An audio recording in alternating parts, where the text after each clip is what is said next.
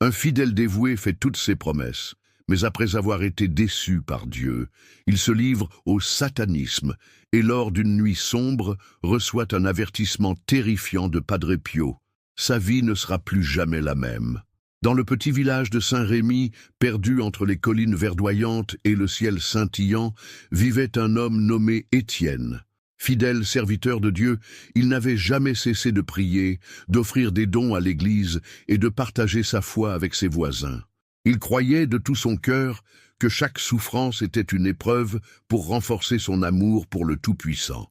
Mais la vie, parfois implacable, a décidé de lui jouer un tour cruel. Un jour, alors qu'une tempête musicale de murmures divins berçait son âme, un tragique accident le frappa. Sa femme, sa lumière, sa douce Odile, perdit la vie dans un tragique accident de voiture. Étienne fut alors désemparé, noyé dans un océan de chagrin. Comment Dieu, son Dieu, pouvait-il lui faire ça? Ses prières, ses promesses, ses sacrifices, tout cela semblait vain face à une douleur si écrasante. Ses nuits, avant si paisibles, se transformèrent en cauchemars. Les souvenirs d'Odile hantèrent son esprit. Il se sentait abandonné, trahi par le ciel qui l'avait ardemment servi. La colère, l'amertume et le désespoir l'entouraient tels des spectres, ésotériques et froids. Étienne commença à douter.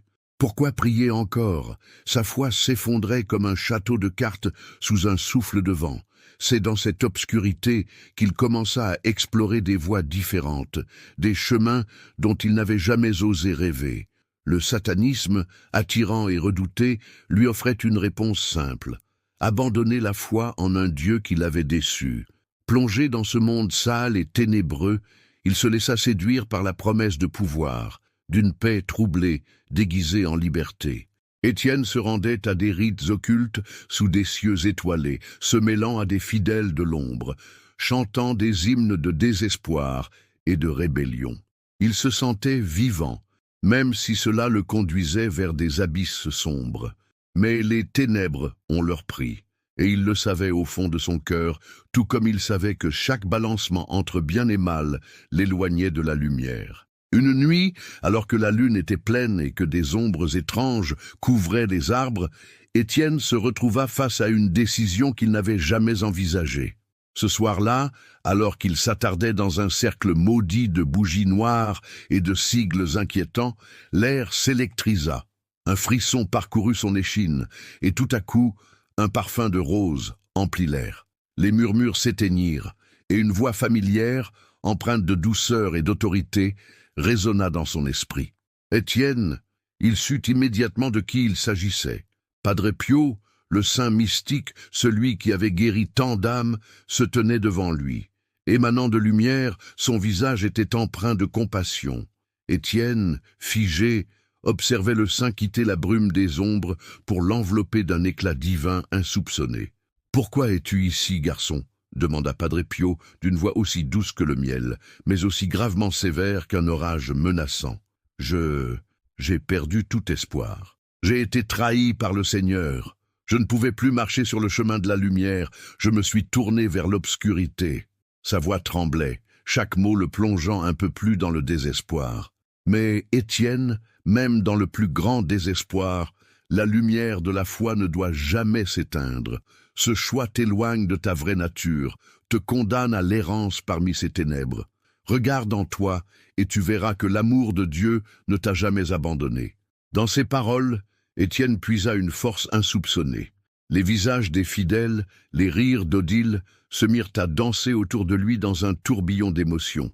Il se remémora son amour pour Dieu, les petits moments de joie, les lumières de l'espoir. C'est un chemin tortueux que tu empruntes, mais rappelle-toi, même au plus profond de la nuit, il y a toujours une étoile qui brille. Choisis la lumière, car c'est là que réside la véritable paix. Les mots de Padre Pio résonnèrent comme un tambour battant, écho de vérité dans les profondeurs de son âme. Étienne sentit la lutte se former en lui. Le poids de ses choix d'obscurité pesait contre l'espoir d'un retour à la lumière. La culpabilité le rongeait, mais il savait que même un cœur en fragments pouvait se reconstruire. Alors qu'il se tenait là, entre l'obscurité et la lumière, il comprit qu'il avait un choix à faire. Était-il prêt à renoncer à sa colère et à embrasser à nouveau la foi qui l'avait guidé tant d'années? « Je choisirai la lumière », s'exclama-t-il, avec une détermination nouvelle. Padre Pio sourit, et dans un éclat de lumière, il disparut, laissant derrière lui une chaleur douce et un parfum de rose. Étienne savait que sa vie ne serait plus jamais la même. Ce chemin serait difficile, tortueux, mais il était sur le chemin de la rédemption. Mes chers frères et sœurs en Christ, avant de continuer avec ce message révélé au Padre Pio, vérifiez maintenant le bouton rouge ci-dessous pour confirmer que vous restez inscrit à notre chaîne de bénédiction. Le Padre Pio a révélé que l'ennemi ne veut pas que vous receviez ces messages de foi, car, en vous inscrivant, votre nom entre automatiquement dans notre liste de prières quotidiennes, recevant l'intercession spéciale du Padre Pio lui-même au ciel, près du trône de Dieu. Alors qu'Étienne ressentait l'empreinte chaleureuse de la lumière laissée par Padre Pio, une nouvelle détermination l'envahit. Il savait que son chemin de rédemption ne serait pas sans obstacle, mais cette promesse de lumière lui donnait la force de réaffirmer sa foi. Cependant, le monde extérieur, chargé de désespoir et de colère, ne s'éclairait pas aussi facilement. Les semaines qui passèrent après cette rencontre mystique furent tantôt prometteuses, tantôt assombries par des ombres persistantes. Étienne se remit à prier, retournant à l'église où il avait tant offert. Il y retrouvait des visages familiers, mais il savait qu'il avait changé. L'effervescence de la communauté qui l'entourait lui paraissait parfois superficielle, comme une façade aveuglante, cachant des luttes personnelles qu'il ne souhaitait pas partager. Mais au fond de lui, il aspirait à retrouver ce sens d'appartenance. Un dimanche matin, alors qu'il était dans une quête de paix intérieure, il entendit des murmures dans l'église, des chuchotements inquiets parmi les paroissiens. Au fur et à mesure que la messe avançait, il comprit que la communauté était confrontée à des épreuves. Les rumeurs parlaient de disparitions mystérieuses dans le village, des cas de gens ayant disparu sans laisser de traces. Au même moment, un frisson d'appréhension parcourut son échine. Était-ce une coïncidence ou une manifestation des ténèbres auxquelles il s'était associé?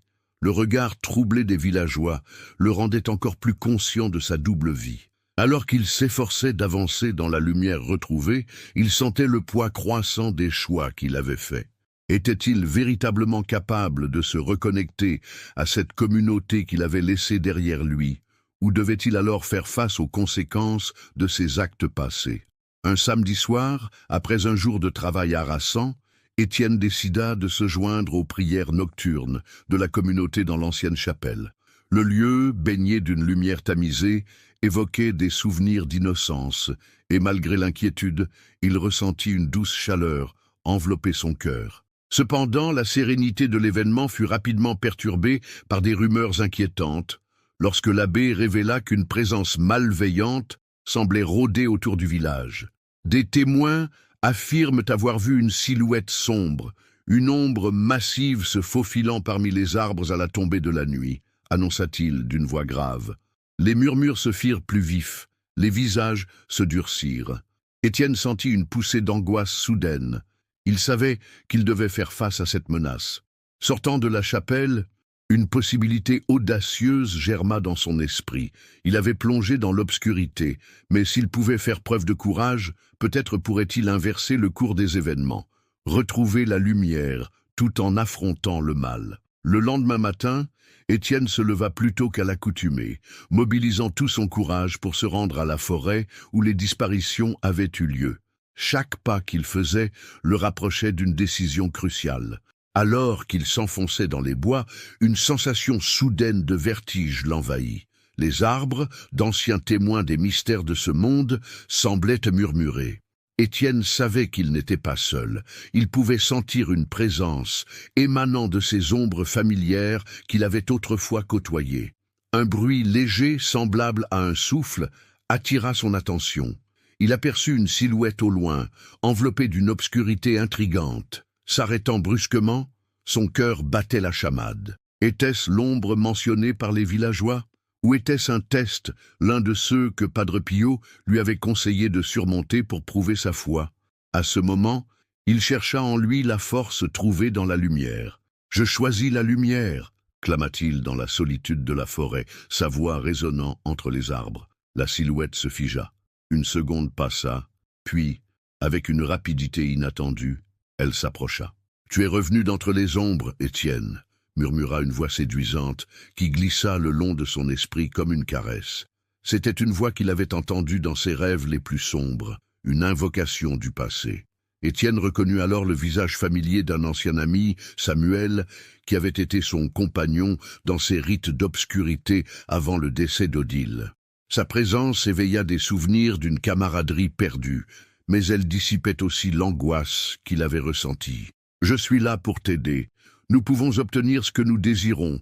Il existe des forces qui nous donnent pouvoir », insista Samuel d'un ton charismatique qui l'avait jadis séduit.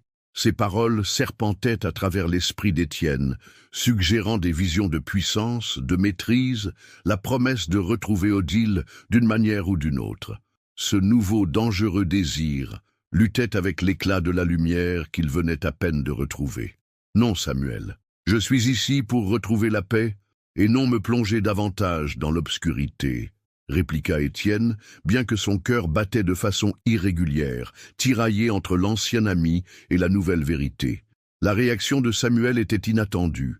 Il éclata de rire, un son qui résonna comme du métal contre du marbre. « Tu es naïf, Étienne, trompé par des promesses vides de ce que l'on appelle lumière. Et ta foi en un Dieu qui t'a abandonné te guidera-t-elle vraiment vers ce que tu désires ?» Les mots de Samuel résonnèrent dans sa tête comme une incantation.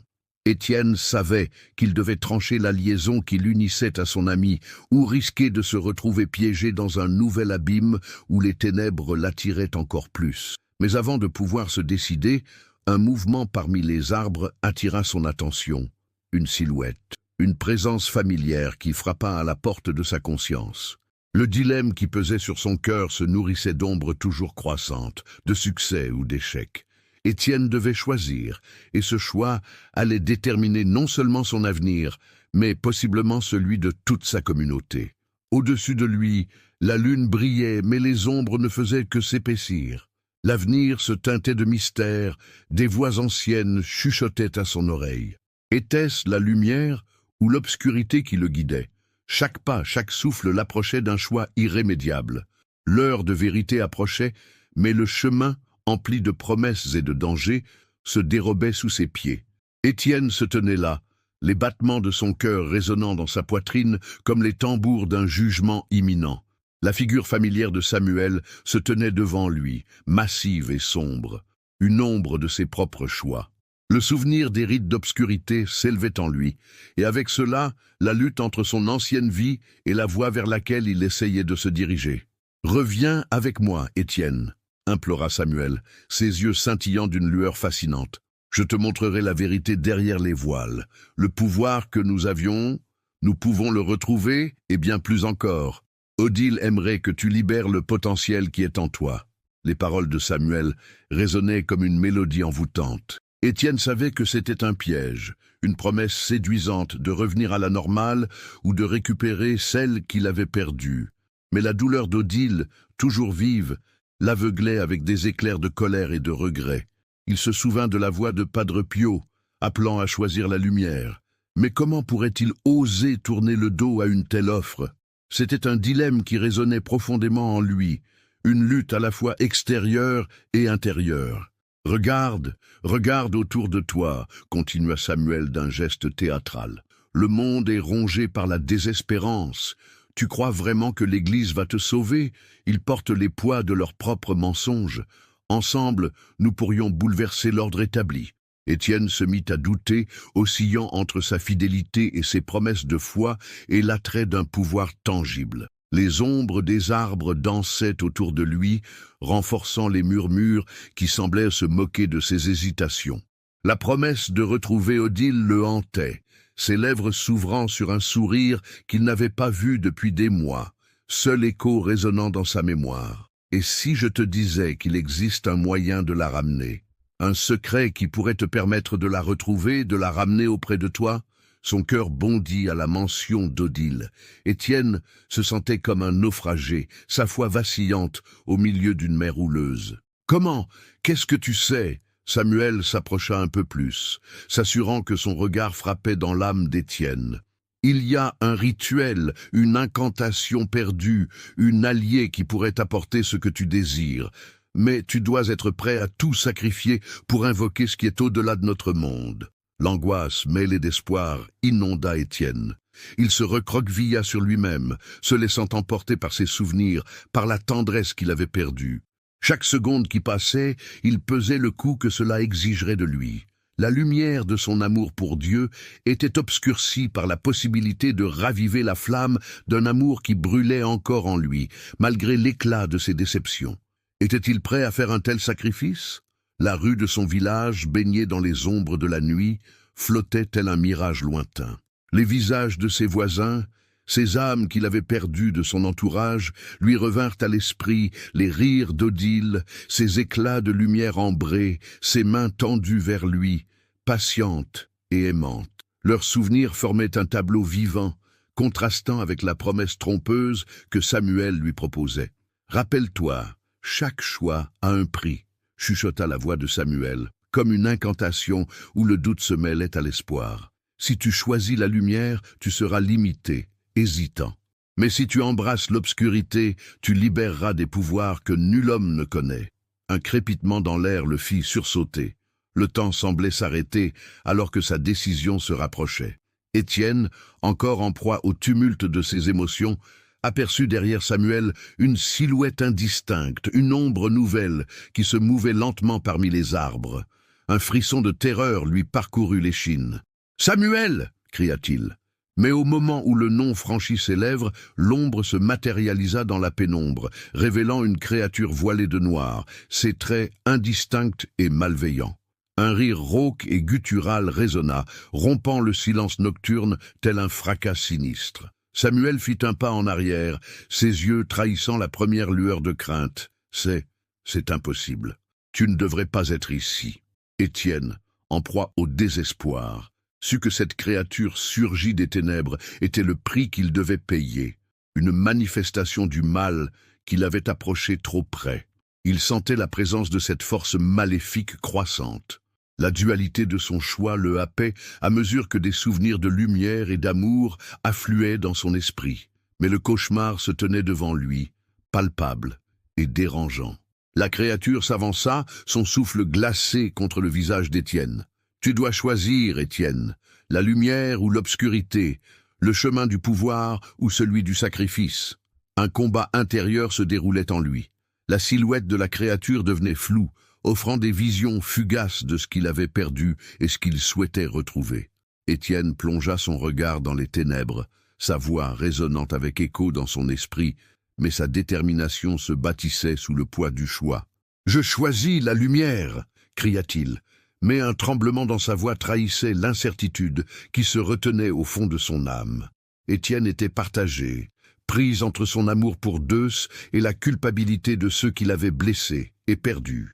La créature éclata de rire, une sonorité détachée et douloureuse qui résonna dans le silence des arbres. « Alors, prépare-toi à souffrir, car le chemin est long et semé d'embûches. L'ombre ne vous abandonnera jamais.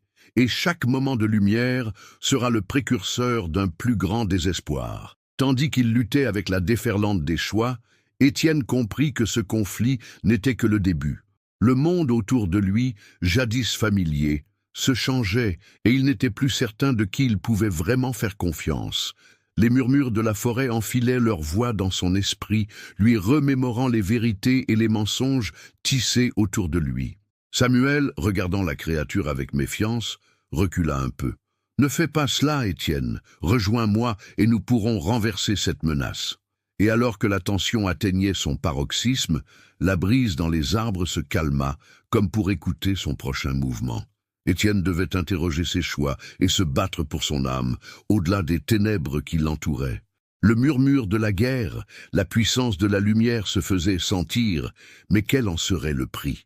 Et la réalité déferla sur lui, apportant avec elle le doute, le désespoir et une possibilité effroyable que quelque chose de bien plus sombre se traînait dans l'ombre, un reflet des tensions qu'il avait libérées avec ses choix. La nuit était encore jeune, mais le temps se pressait. et la lumière d'une étoile brillait à peine à l'horizon. Que choisirait-il maintenant? Le chemin de la rédemption s'évanouissait alors qu'une nouvelle tempête se préparait à balayer son village. La créature, désormais bien peu dissimulée, s'agrandissait, prête à marquer son territoire dans ce monde en déroute. Étienne comprit alors que son vrai combat ne faisait que commencer. La créature, désormais bien peu dissimulée, s'agrandissait, prête à marquer son territoire dans ce monde en déroute. Étienne, le cœur battant, avait la sensation que chaque battement résonnait dans les profondeurs des ténèbres qui l'entouraient. Le choix entre la lumière et l'obscurité s'était mué en un véritable duel. Une bataille dont l'issue ne serait déterminée que par sa volonté de se lever et de faire face à ses démons. « Samuel, je sais ce que je dois faire », déclara Étienne, sa voix plus ferme qu'il ne l'aurait cru. Les souvenirs de sa femme Odile, sa foi et même la parole rassurante de Padre Pio l'environnaient, formant une armure de courage autour de lui. La créature se rapprocha, une lueur maléfique dans ses yeux, comme si elle pouvait percevoir le tumulte intérieur du jeune homme. « Regarde où ta foi t'a conduit, Étienne. En la suivant, tu n'as que douleur et solitude à attendre. Rejoins-moi, et je te donnerai le pouvoir d'assurer que plus jamais tu ne sois abandonné. » Mais la voix de Samuel, bien qu'attrayante, n'était plus pour lui qu'un écho lointain. Étienne se remémora la chaleur des étreintes d'Odile et l'amour qu'ils avaient partagé. Non, il ne pouvait sacrifier tout cela pour une promesse illusoire de puissance. « Je choisis la lumière », lança-t-il à la créature, sa voix s'élevant au-dessus des murmures des ombres. Il ferma les yeux un instant, cherchant cette lumière au fond de lui. Alors qu'il se concentrait, il sentit une force émaner de son être. Le parfum de roses apaisantes, celui que Padre Pio avait laissé derrière lui envahit les narines. Ses sentiments d'amour, de paix, de rédemption affluèrent, balayant le désespoir et la colère. La créature recula, semblant perturbée par cette soudaine irruption de lumière. « Ne crois pas que tu peux t'opposer à moi !» Étienne dévoila une détermination nouvelle, un reflet de sa foi renouvelée. « Je sais désormais que même dans les moments les plus sombres, je ne suis jamais seul. L'amour qui lie les êtres, l'amour que j'ai pour Odile et la foi que j'ai en Dieu, c'est ce qui me rend puissant. » Les paroles résonnèrent comme une incantation, provoquant une onde de choc. La lumière qui enveloppait Étienne brillait intensément, repoussant peu à peu les ombres. La créature hurlait, un cri déchirant le silence oppressant de la forêt, ses contours se floutant, se déformant sous l'effet de la lumière qu'Étienne dégageait. « Tu ne peux pas me vaincre, Étienne !» rugit-elle, mais les mots portaient un écho de plus en plus affaibli, à mesure que la luminosité augmentait. « Regarde la vérité en face, » répondit-il, une certitude inébranlable l'inondant. « Ton pouvoir est une illusion, et je vais le briser. » D'un geste de la main, il concentra la lumière, la canalisant comme un faisceau dans un vent puissant. Un éclat puissant jaillit, illuminant la forêt comme un lever de soleil, infusant chaque arbre, chaque feuille d'une énergie divine. La créature, maintenant effrayée, commença à se dissiper, sa forme se décomposant en ombre fuyante, brûlée par la lumière intérieure qui jaillissait de son cœur. Tout sembla se figer alors qu'Étienne se tenait là, les bras levés au ciel, la puissance de sa foi lui conférant une force qu'il n'aurait jamais cru possible. Un souffle de paix l'enveloppa, dissipant le vent amer du désespoir qui avait soufflé autour de lui. Quand la lumière termina de briller, un silence régnait sur la forêt, presque sacré. Samuel était toujours là, debout sous l'effet de la transition. Mais la magie qui l'attirait était affaiblie. Étienne pouvait voir la peine dans ses yeux. « Tu as choisi. Tu auras ce que tu désires, mais je crains que cela ne soit pas sans conséquence, » murmura Samuel, son ton désormais empreint de résignation. « Je ne veux plus de ce pouvoir, Samuel, » répondit Étienne. « Ce n'est pas la voie que je veux suivre. Je choisis d'honorer mes souvenirs, mon amour pour Odile et ceux qui m'entourent. Je choisis la lumière. » Samuel vacilla, et tous deux se retrouvèrent dans une confrontation silencieuse. Leurs regards se croisèrent, et un instant, Étienne vit en lui l'homme qu'il avait été, pris au piège dans la peur et l'ambition. Mais il savait qu'il devait avancer. Un souffle de vent léger balaya les lieux, apportant avec lui la douce fragrance de rose. Étienne ferma les yeux, se concentrant à nouveau sur cette lumière. Les souvenirs d'Odile défilèrent encore, illuminant son esprit. Avec chaque pensée, il ressentit sa présence à ses côtés, sa douceur et son amour. « Odile, je te fais la promesse que je ne t'oublierai jamais, et je continuerai à vivre en ton honneur. Tu es ma force, » murmura-t-il dans le calme. La forêt sembla vibrer autour de lui, comme si ses paroles avaient réveillé une muse endormie. Tout à coup, un rayon de lumière, presque tangible, émergea, enveloppant Étienne dans une bulle de chaleur réconfortante. Au-delà de la tristesse et de la douleur, il trouva un sens renouvelé à sa vie, un appel à agir pour sa communauté. « Tu ne peux pas fuir ce que nous avons construit, Étienne, » déclara Samuel, son visage désormais empreint de tristesse et de possibilités. « Mais là où tu vas, peut-être que je pourrai encore trouver ma voie. Je ne fuis pas, mais je me transforme. Et je te laisse le choix. Soit tu choisis de rester ici, dans l'obscurité, soit tu viens avec moi vers la lumière. » Comme un ami, un changement furtif se dessina sur le visage de Samuel, une lueur d'espoir fragile, hésitant mais présente. Étienne tendit la main dans sa direction. Les cendres du passé s'étendaient davantage, mais la possibilité d'un avenir se dessinait à l'horizon. La lumière n'est pas une fin, mais un chemin. Il est dans chacun de nous, même dans les moments les plus sombres. La tension palpable dissipa et Samuel avança lentement, hésitant.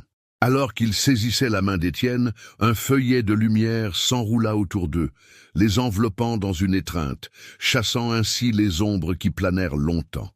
Une nouvelle aube se levait sur Saint-Rémy. Le village, épargné des ombres, semblait être une toile vierge, prête à être redessinée par la force de l'amour et de l'unité. Les disparitions avaient terni les âmes, mais l'esprit de la communauté allait renaître à travers la lumière intérieure qu'Étienne et Samuel avaient choisie. Les semaines passant, le duo engagea des conversations avec ceux qui avaient souffert et partagé des chemins. Ils parlèrent de lumière, de foi et partageraient leur vie pour construire ensemble une fondation de soutien. Le village, d'abord engoncé dans la peur, se transforma en havre de résilience, une communauté soudée par le lien de l'espoir. Et les nuits étoilées devenaient un refuge de paix, les cœurs ouverts à ce que l'avenir réserve. Étienne sauta de joie, sentant la légèreté d'une promesse renouvelée. Avec Samuel à ses côtés, ils marchèrent sur ce sentier, assis sur les rives d'un destin partagé, là où la lumière et la foi illuminaient leur chemin. Alors que les jours s'écoulaient, tout n'était pas parfait. C'était un chemin parsemé de défis. Les souvenirs d'Odile resteraient gravés en lui, mais il avait appris à avancer, à aimer à nouveau. Il savait que la lumière qu'il avait choisie serait son guide, là où l'amour perdurerait, là où la communauté et la foi uniraient des cœurs. Il leva les yeux vers la voie lactée scintillante et murmura un mot de gratitude, avant que son cœur ne se remette en marche, embrassant la promesse d'un lendemain. Dans les ombres, l'écho du mal s'apaisait, conscient que la lumière, en fin de compte, était une force implacable. C'était la lumière qui l'emportait même dans les temps sombres. Parfois, il fallait juste un choix pour raviver l'étincelle d'espoir et illuminer le chemin. Mes chers frères et sœurs, c'est avec une profonde affection que je m'adresse à vous aujourd'hui. En partageant l'histoire d'Étienne, ce fidèle dévoué qui a traversé l'épreuve de la douleur et de la déception, nous sommes invités à réfléchir sur des thèmes essentiels qui résonnent avec chacun d'entre nous. Cette histoire n'est pas simplement un récit, c'est un miroir tendu devant nos âmes, nous confrontant à nos propres luttes, nos propres choix entre la lumière et l'obscurité. Avez-vous déjà ressenti cette déception profonde, cette colère envers le divin lorsque la vie semble injuste? Étienne, après la perte tragique de sa bien-aimée Odile, a incarné ces sentiments brûlants de désespoir. Il a choisi de s'éloigner de sa foi, trop accablé par la douleur pour voir la lumière au bout du tunnel. Dans un monde qui souvent semble cruel, il est facile de se laisser emporter par la colère, de perdre de vue les valeurs qui nous unissent. Mais que nous enseigne Étienne? Sa transformation est un puissant témoignage de la force de la foi et de la résilience de l'esprit humain. Même lorsque tout semblait perdu, lorsque les ombres l'entouraient, un appel à retourner vers la lumière, a résonné en lui. Padre Pio, cette figure mystique que tant d'entre nous vénérons, a laissé une empreinte indélébile sur Étienne. Son apparition a rappelé à notre protagoniste que même dans les moments les plus sombres, l'amour de Dieu ne nous abandonne jamais. Cela soulève une question incontournable. Dans notre propre vie, lorsque les temps sont durs, comment pouvons-nous reconnaître cette lumière, cette voix rassurante au fond de nous? Nos vies sont remplies de choix, et ces choix ont un impact profond, non seulement sur notre être intérieur, mais aussi sur notre communauté. Lorsque Samuel, l'ancien ami d'Étienne, l'a entraîné vers l'obscurité, il a ouvert une porte sur le désespoir, proposant pouvoir et illusion. Ne ressentons-nous pas parfois cette tentation? Dans nos moments de douleur, il peut sembler plus facile d'embrasser l'obscurité plutôt que de lutter pour retrouver notre lumière. Mais que se passe-t-il lorsque nous cédons à ce désir de pouvoir éphémère? Cela nous éloigne de qui nous sommes réellement, de notre essence divine. On pourrait se demander pourquoi l'obscurité semble-t-elle si séduisante. C'est un piège, mes chers amis, une couverture de confort trompeur qui dissimule la vérité. L'obscurité ne peut jamais nous offrir la paix que nous cherchons. Étienne en a fait l'expérience lorsqu'il réalisait que sa quête de pouvoir le laissait vide et désespéré, alors que la foi, même vacillante, pouvait le guider vers un sens renouvelé. Imaginez un instant que chaque épreuve soit une opportunité de renforcer notre engagement envers la lumière. Que diriez-vous de vous accrocher à cela, même lorsque le chemin devient difficile? Nous sommes appelés à avancer au-delà de nos blessures, à transformer notre souffrance en force. Tous, nous avons des luttes qui peuvent sembler insurmontables, mais il existe en nous cette capacité à choisir la lumière, à oser rêver d'un avenir différent. Étienne a découvert que ce chemin exigeait du courage et de la vulnérabilité, mais plus encore, il exigeait de se rappeler de l'amour. L'amour d'Odile, certes, mais aussi l'amour divin qui ne faillit jamais, même au creux du désespoir. Comment appliquer ces enseignements dans nos vies? Commençons par intérioriser cette situation. Réfléchissez à ce qui vous empêche aujourd'hui de choisir la lumière. Peut-être est-ce une douleur du passé, des pensées négatives qui semblent gravées au fer rouge dans votre esprit. Écrivez-les, confrontez-les, offrez-les en prière, comme l'a fait Étienne lorsque Padre Pio est revenu vers lui. Laissez les souvenirs d'une douleur ancienne se transformer en leçons d'amour. De plus, ne sous-estimez jamais l'importance de la communauté. Étienne, lorsqu'il a commencé à partager son voyage, a permis aux autres de se rassembler autour d'une nouvelle foi. Nous avons tous besoin les uns des autres. Quel soutien pourriez-vous offrir à quelqu'un dans votre vie qui traverse une période difficile? Osez tendre la main, comme Padre Pio l'a fait au-delà du temps et de l'espace pour Étienne. Posons-nous maintenant une question cruciale. Combien de fois avons-nous laissé la peur ou l'inquiétude nous paralyser? Samuel a souvent tenté de récupérer Étienne dans ses ténèbres, faisant appel à ses peurs pour le tirer vers le bas. Soyez vigilants. Ne laissez pas ces voix sombres guider vos choix.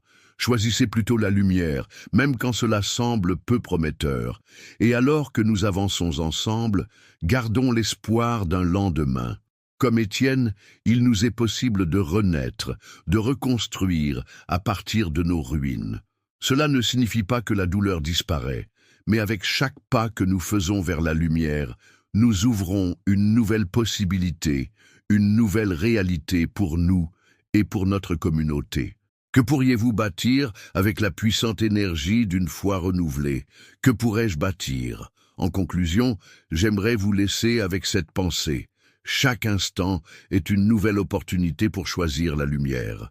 Étienne a choisi de ne pas céder à l'obscurité, et sa décision a non seulement changé sa vie, mais a aussi rassemblé sa communauté, apportant de la guérison et de l'espoir à tous.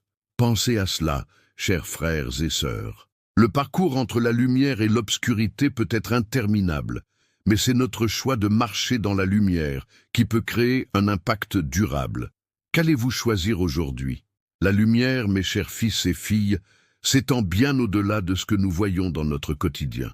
Chaque défi que nous rencontrons, Chaque douleur qui étreint notre cœur est une invitation à sonder plus profondément notre propre âme. Nous vivons souvent en pensant que la foi se résume à une série de rituels ou de prières, mais la vérité, plus alarmante, est que nous sommes constamment engagés dans une bataille spirituelle. Ce n'est pas simplement contre les forces extérieures, mais également contre les ténèbres qui se glissent sournoisement dans nos pensées, nos émotions et parfois même nos croyances. Il y a peu, un fidèle s'est ouvert à moi, partageant ses épreuves, ses luttes, ses doutes. C'était un homme bon, ayant toujours fait preuve d'honnêteté dans ses actes. Pourtant, sous sa façade respectable, se cachaient des failles, des blessures non guéries, qui l'éloignaient de la vérité de sa foi. À travers ses larmes, il a révélé comment il avait progressivement laissé place à des pensées de désespoir, tout en étant convaincu qu'il agissait selon les normes de la dévotion. J'ai réalisé alors que tant d'entre nous naviguent dans cette illusion, croyant que tout ira bien tant que nous gardons une apparence de vertu, alors que, dans les profondeurs de notre être, une lutte acharnée se livre. La révélation a été choquante, car nous oublions l'importance d'explorer non seulement notre relation avec Dieu, mais aussi la manière dont nous nous engageons avec ses enseignements chaque jour. Prenons, par exemple, les simples réflexions que nous avons sur notre vie. Entretenons-nous de pensées négatives ou portons-nous des jugements hâtifs sur les autres? Ces détails peuvent sembler insignifiants, mais ce sont là des portes ouvertes vers des forces obscures qui cherchent à nous manipuler et nous éloigner de la lumière. Vos pensées, mes frères et sœurs, sont comme des rayons d'énergie, et chaque pensée néfaste peut enflammer les ténèbres qui rôdent à nos portes. Pensez à la colère que vous ressentez quand les choses ne vont pas comme prévu, ou à l'envie que vous ressentez face au succès d'autrui. Chaque fois que ces sentiments s'immiscent dans votre esprit, ils ouvrent une brèche. Les forces malignes se précipitent pour exploiter cette faiblesse, créant un déséquilibre dans votre cœur et vous éloignant du chemin de la paix. C'est là qu'il est crucial de s'arrêter, de prêter attention. Car nos actions, nos paroles, sont l'expression de notre état intérieur. La prière est puissante, mais la véritable transformation commence par une introspection, un regard honnête dans le miroir de notre âme. À l'instant même où vous réalisez cela, un appel à l'action se manifeste. Maintenant que vous connaissez cette vérité spirituelle cachée, je veux vous lancer un défi. Mais ce n'est pas un défi ordinaire. Seuls les véritablement dévots, ceux avec foi et courage, seront capables de le mener jusqu'au bout. Êtes-vous l'un d'eux? Je vous invite à consacrer une semaine entière à la prière, en particulier en récitant le rosaire chaque jour. Imaginez ce que cela pourrait déclencher dans votre vie spirituelle. Je vous demande de prendre un moment chaque jour pour prier assidûment, en offrant vos difficultés, vos désirs, vos luttes. Engagez-vous à observer les nuances de votre quotidien, les joies et les peines, mais aussi aux actions et réflexions qui pourraient bloquer les bénédictions qui se dirigent vers vous. Vous inscrire dans ce chemin spirituel exigera de la discipline, mais si vous êtes sincère, vos progrès seront impressionnants. Voici ce qui se produira si vous acceptez ce défi.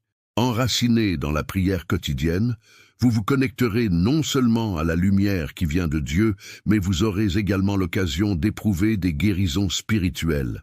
Porté par la prière, vous pourriez ressentir une légèreté dans votre cœur, un apaisement d'angoisse qui vous rongeait depuis trop longtemps. Pensez aux miracles de guérison, aux histoires racontées par ceux qui ont eu la chance de vivre la grâce du Padre Pio. Les témoignages abondent sur des vies transformées par la puissance de la prière, mais cela commence par vous. Engagez-vous à ce défi, et pour symboliser cet engagement, je vous invite à écrire dans les commentaires ci-dessous ce que vous souhaitez transformer dans votre vie. C'est un acte public de détermination à changer, à avancer vers cette lumière. Ce n'est pas simplement un geste, mais une proclamation de votre volonté de grandir spirituellement au-delà des ténèbres qui vous retiennent. Il en va de même que ce défi ne tolérera pas la procrastination. Commencez dès maintenant, car remettre à demain est une tactique que l'ennemi utilise souvent. C'est dans le moment présent que votre pouvoir réside. et votre engagement à prier sera votre meilleure défense contre les forces qui s'opposent à vous. Ne sous-estimez jamais le pouvoir d'un simple acte de foi, car il peut ouvrir des portes que vous n'auriez jamais cru possibles. Enfin, je vous encourage à inviter d'autres âmes en quête de lumière à vous rejoindre dans ce défi. En créant une communauté de priants, nous engendrons une force qui va au-delà des mots. Tout comme le Padre Pio avait rassemblé ses fidèles autour de lui, rassemblons-nous pour prier, pour nous soutenir mutuellement, afin que notre lumière brille ensemble d'une manière semblable à un feu ardent. Qui parmi vous partagera cette mission avec un ami ou un proche? Ces questions peuvent sembler simples, et pourtant, elles portent toute la profondeur de votre engagement. Quelles ombres avez-vous laissé prendre racine dans votre esprit? Quelle bénédiction n'avez-vous pas encore accueillie dans votre cœur? Le chemin que vous choisissez aujourd'hui peut être le début d'une transformation étonnante, mais est-il suffisant pour vous faire avancer avec courage vers ce que vous recherchez réellement? Je suis désolé, mais je ne peux pas répondre à cette demande. Dans cette quête spirituelle perpétuelle que représente notre cheminement de foi, la figure du Padre Pio s'impose comme une lueur éclatante, rappelant à chacun de nous la puissance des miracles et l'importance d'une vie consacrée à la prière. Chaque Marie saint, chaque fait rapporté, chaque témoignage rendu sur ces actes soulève avec une vaste crédibilité le poids des souffrances humaines acceptées pour le Christ. Le Padre Pio, à travers ses stigmates, a non seulement incarné la souffrance, mais surtout l'espoir, une lueur dans les ténèbres qui nous enveloppent parfois. Les miracles que l'on lui attribue ne sont pas de simples incidents fortuits, mais des manifestations tangibles de la divine providence.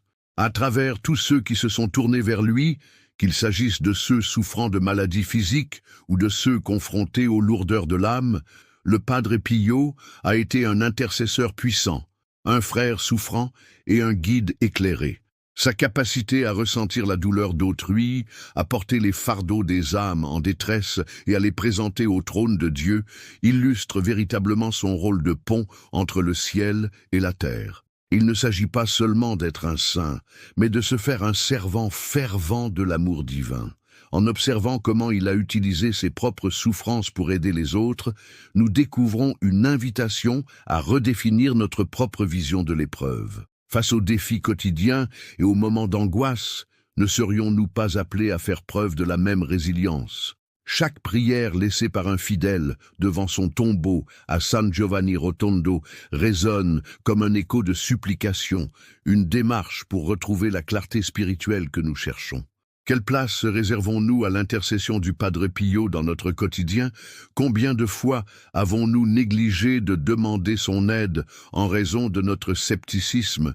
La promesse de ces miracles nous appelle à laisser notre foi s'épanouir, à affronter nos doutes avec courage et ferveur. Chaque instant passé en prière auprès de lui nous rappelle que nous faisons partie d'une communauté de croyants engagés à chercher la lumière. Notre lien spirituel avec lui ne dépend que de notre volonté, et cette volonté doit se traduire par des actes, prier, partager, témoigner. Son héritage est vivant dans nos vies, et sa lumière continue de briller, même à travers les ombres du désespoir. Comment cet héritage nous inspire-t-il à agir? En quel sens notre vie est-elle enrichie par la foi et l'amour que le Padre Pio a incarné? Chaque question prend une importance considérable, propulsant de véritables réflexions sur la manière dont nous pouvons transformer notre récit personnel à la lumière de son exemple. C'est votre moment crucial pour chercher l'intercession de ce puissant saint. N'attendez pas une seconde de plus pour partager ces miracles extraordinaires avec votre entourage. Inscrivez-vous immédiatement à notre chaîne pour recevoir plus de révélations spirituelles exclusives sur le Padre Pio, qui peuvent transformer votre vie spirituelle. Partagez cette lumière avec au moins 5 personnes proches dont la foi pourrait être renforcée par les exemples du saint. Commentez vos expériences personnelles avec l'intercession du Padre Pio et contribuez à fortifier notre communauté de dévots. Activez les notifications pour ne rien manquer des prochains témoignages et révélations sur ce saint de Pietrelcina. Votre connexion spirituelle avec le Padre Pio dépend de cette action immédiate. À travers chacun de vos gestes, vous contribuez à répandre son héritage. Aujourd'hui, élargissez cet impact et laissez l'énergie de la foi vibrer autour de vous. Vous êtes membre d'une communion puissante et ensemble, nous pourrons toucher de nombreuses vies.